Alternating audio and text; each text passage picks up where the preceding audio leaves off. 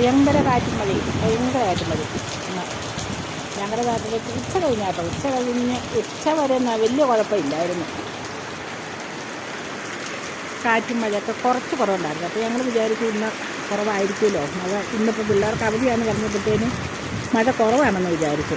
പക്ഷേ ഉച്ചയായപ്പോഴത്തേനും തുടങ്ങിയില്ലേ നല്ല സുന്ദരം കാറ്റും മഴയായിട്ട്.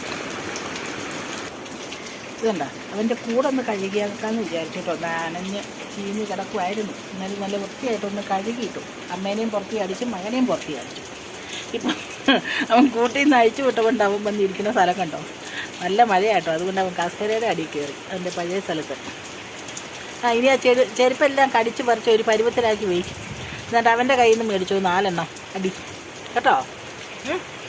ഇങ്ക്രു അതെ അതെ.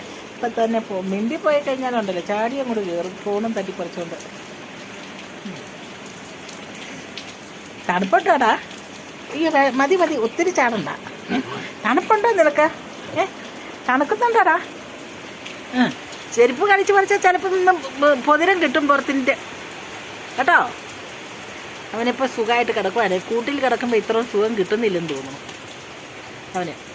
കാറ്റൊക്കെ 4 വശത്തു നിന്ന് കാറ്റടിക്കുക, എന്നാലും അവന് ഇതാണ് തൃപ്തി, കിടപ്പ്. നീ ആ ചെരുപ്പ് അങ്ങോട്ട് കടിച്ച് പറിക്കുക. എന്നിട്ട് 2 എണ്ണം മേടിച്ചോ, അടി മേടിച്ചോ കേട്ടോ. കുഞ്ഞു